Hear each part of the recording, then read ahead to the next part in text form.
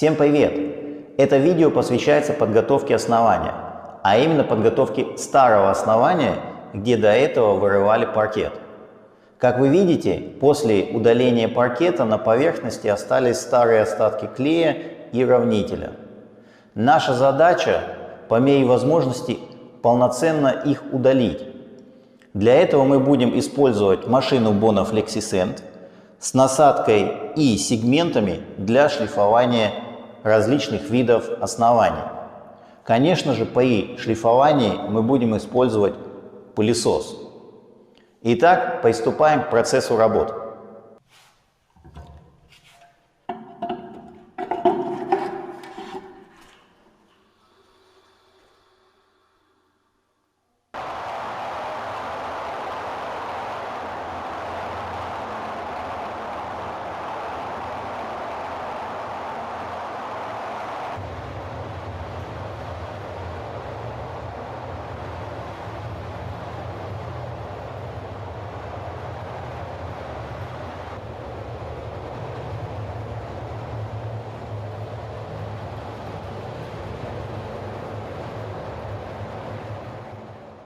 Основание в одной из комнат отшлифовано.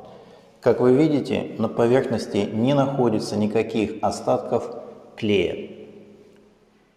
Машина очень хорошо сняла все слои и очистила основание. В одной части комнаты присутствует еще старая нивелирка, вернее сказать, различные виды старых нивелирок, которые были нанесены много лет назад. К сожалению, их снять мне не удалось, так как слой этой нивелирки превышает 1 сантиметра. Вот здесь вы видите в углу слой, который был нанесен до этого. Но она очень хорошо связана с основанием, поверхность сама по себе чистая, отшлифованная, так что подлежит дальнейшей подготовке. Ну а сейчас мне предстоит отшлифовать еще коридор, снять старый клей. Как вы видите, его очень много.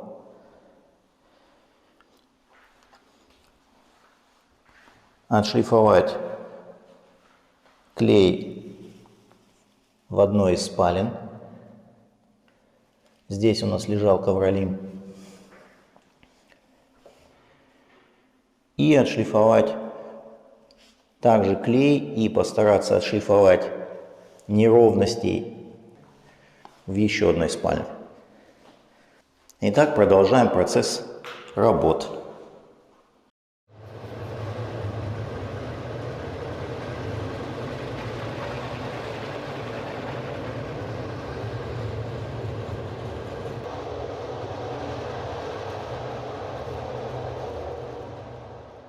Процесс шлифования стяжки в коридоре и в 2 спальнях закончен.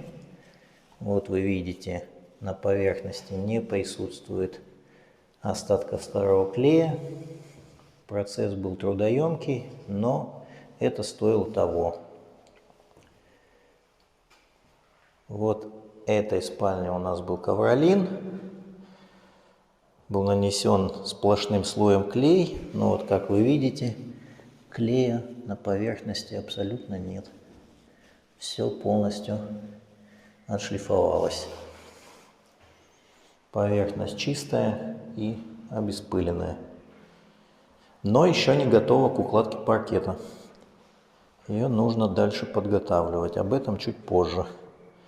Здесь у нас в спальне, вы видите, различные старые смеси. Светлая – это смесь на гипсовой основе, темные пятна – это смеси старые на цементной основе. Удалять я их не стал, они очень хорошо связаны с основанием. Все, что отлетело, отлетело, все, что осталось, так и останется. Я буду выравнивать основание, конечно, предварительно буду наносить грунт. И потом буду смотреть, где неровности, выравнивать сперва неровности, а затем заливать полностью новый слой в 3-4 мм на всей поверхности. Нивелирный слой будет наноситься. Но об этом тоже расскажу чуть позже. Наш последующий процесс работ заключается в нанесении грунтовочного слоя на основание. Как вы знаете, присутствует на рынке очень много различных видов грунтовок. Грунтовки на водной основе, полиуретановой, эпоксидной, силановой и так далее. У каждого из них есть свои предназначения. Если вы хотите поближе познакомиться с грунтовочными составами для оснований продукции Bona, то для этого мы проведем отдельный вебинар, где мы разберем каждую грунтовку отдельно. А сейчас я хотел бы вам представить воднодисперсионный адгезионный грунт Bona D520, который мы будем использовать на этом объекте. Его преимуществом является то, что в его состав входит мелкий кварцевый песок. И он создает оптимальную адгезию для последующего нанесения выравнивающих смесей. А теперь посмотрите сам процесс работы. В состав грунтовки Bona D520 входит кварцевый песок, поэтому ее нужно перед применением тщательно перемешать. По периметру грунтовка наносится кистью, а по площади валиком.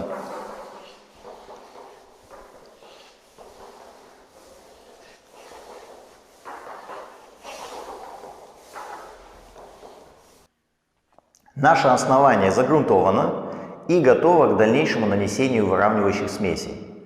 Поскольку мы имеем дело на этом объекте с плавающей стяжкой, нам необходимо нанести по всему периметру демпферную ленту. Она поможет избежать попадания смеси в швы между стяжкой и стенами помещения и предотвратит создание звуковых мостиков, которые негативно сказываются на звукоизоляционные качества покрытия. Большие неровности и провисы основания мы будем выравнивать при помощи ремонтной смеси Bona H610. Эта смесь быстро схватывается и высыхает и позволяет производить последующие работы без дополнительного простоя времени. Затем мы зальем на всю площадь самонивелирующую выравнивающую смесь Bona H600 толщиной 3-5 мм. Итак, работаем! Для начала нам нужно выявить все большие неровности основания. Допустим, вот в этом месте мы замечаем, что основание провисает на 5 мм. Здесь мы будем выравнивать сперва ремонтной смесью перед заливкой. Пойдем дальше.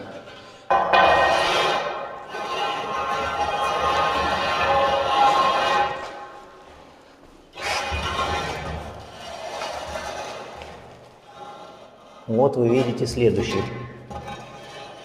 провис. Его нам тоже нужно будет выровнять.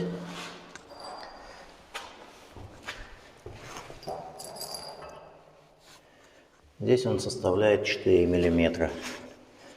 И так делаем по всей поверхности. Как все неровности выявили, приступаем к выравниванию. Для замешивания ремонтной смеси Bona H610 нам понадобится чистая вода, ведро для замешивания, мастерок, шпатель для нанесения, ну и, конечно же, миксер.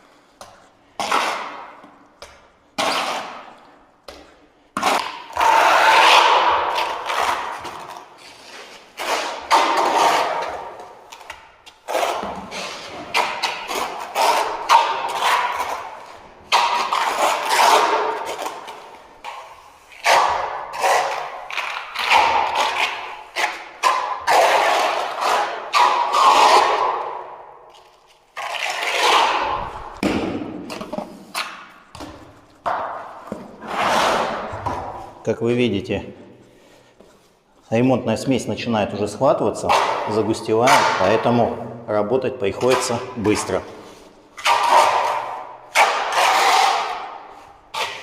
Ее нужно полностью вырабатывать.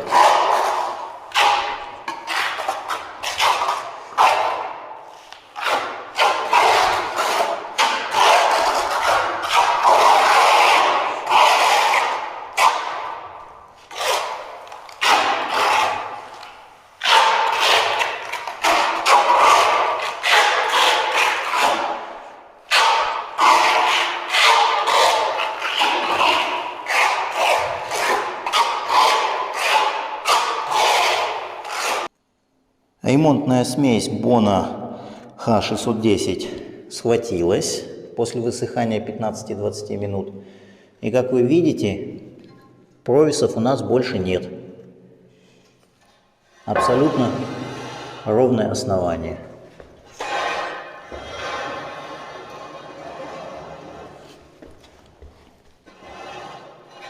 Это занимает не так уж много времени и позволяет вам выровнять именно большие неровности на поверхности, подготовить поверхность к заливке самонивелирующего состава. Продолжаем этот же процесс в других комнатах. Итак, мы выровняли все большие неровности основания ремонтной смесью Bona H610. Теперь на эти места нам нужно нанести дополнительный грунтовочный слой. Поэтому мы будем использовать такую грунтовку, как Bona D510. Этот грунт позволит создать оптимальную адгезию для последующего нивелирного слоя, который мы будем наносить на всю поверхность.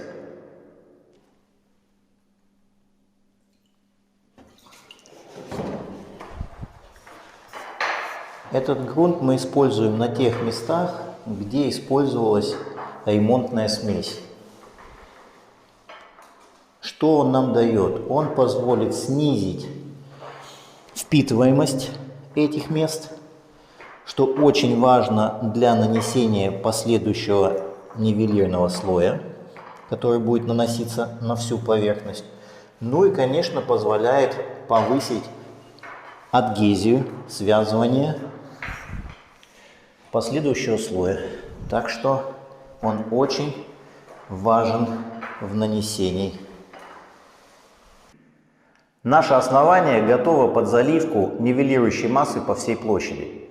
Заливать мы ее будем толщиной 3-5 мм. Понадобится нам для этого нивелирующая масса на цементной основе Bona H600, ведро под замес, чистая вода, миксер, шпатель или ракель, а также игольчатый валик. Очень важно обратить внимание на инструкцию производителя. На ней указано, сколько понадобится воды на замес одного мешка смеси. Ни в коем случае нельзя применять больше воды, иначе после заливки ваше основание будет рыхлое. Итак, работаем.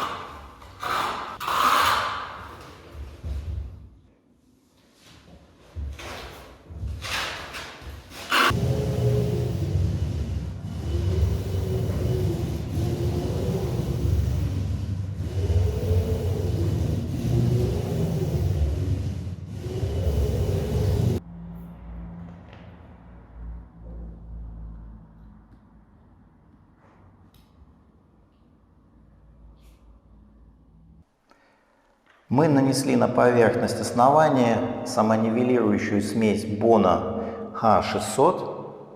Как вы видите, поверхность у нас полностью высохла. Основание у нас ровное, гладкое и чистое. Что нам требовалось и достичь на этом объекте.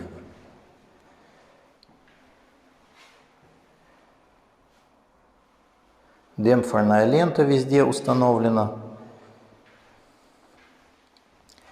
Это позволяет, как я уже и говорил, при шпаклевании основания не попадать нивелирной смеси в щель между стяжкой и стенами помещения, не создавать так называемых звуковых мостиков.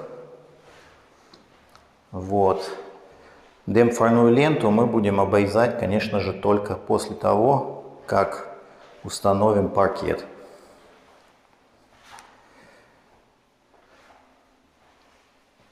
Ну и теперь будем приступать к укладке паркета.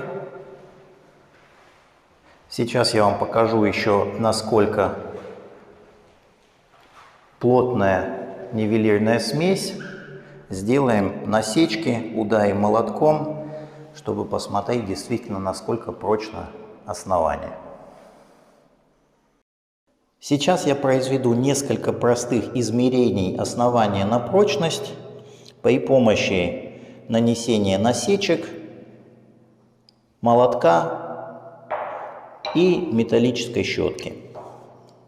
Первое, что мы будем выполнять, это делать насечки при помощи вот такого шаблона и стержня. Стержень можно восстанавливать на различные позиции. Верхняя позиция – это у нас частный сектор. Позиция посередине у нас это коммерческий сектор. И последняя позиция – это у нас индустриальный сектор. Так как мы сейчас находимся в частном доме, жилое помещение, нам достаточно вот именно настройки этого стержня на верхней позиции. Что мы делаем? Мы берем шаблон, ложим на основание и стержнем царапаем основание.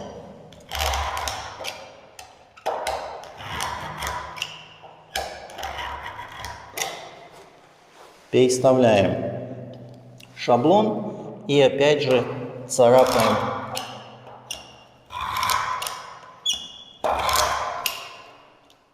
после того, как основание у нас расчерчено, смотрим на наши насечки и, как вы видите, в уголках насечек остается чистая невыкрашенная линия.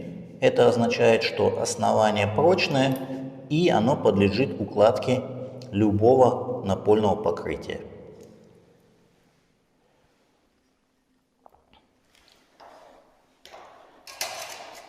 Второй наш тест – это ударом молотка по основанию под углом 45 градусов. При этом мы учитываем звук основания, он должен быть не глухой, а звонкий. И также именно откол от самого молотка.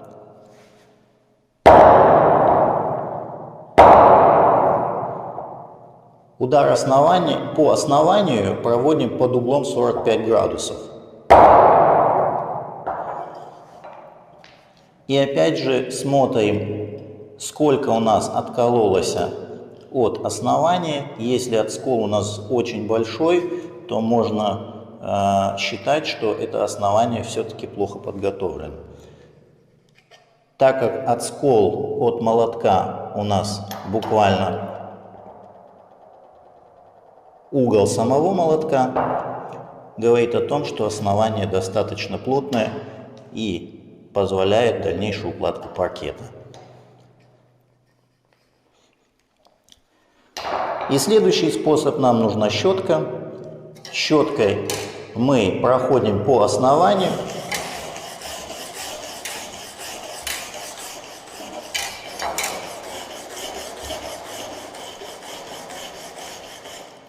И смотрим именно то место, где прошли мы щеткой, получается, мы счесали верхнюю часть основания, и не должно образовываться неровности или большой пыли. Так как вы видите, что основание осталось гладкое, нету большой погаишности, оно просто заполировывается в нашем случае. Это говорит о том, что перед укладкой нам нужно произвести, опять же, мелкую шлифовку зерном 60-80, вернее, легкую шлифовку зерном 60-80, чтобы снять, так скажем, молочко. Вот вы видите, я прохожу ногтем, и есть такие следы. Вот, чтобы эту верхнюю часть убрать, мы пройдем однодисковой машиной, сделаем легкую шлифовку, не будем заполировать, а именно произведем действительно легкую шлифовку и потом уже приступим к укладке паркета. Но об этом я вам расскажу в моем следующем видео, поэтому всем удачи и увидимся в следующем видео. Пока!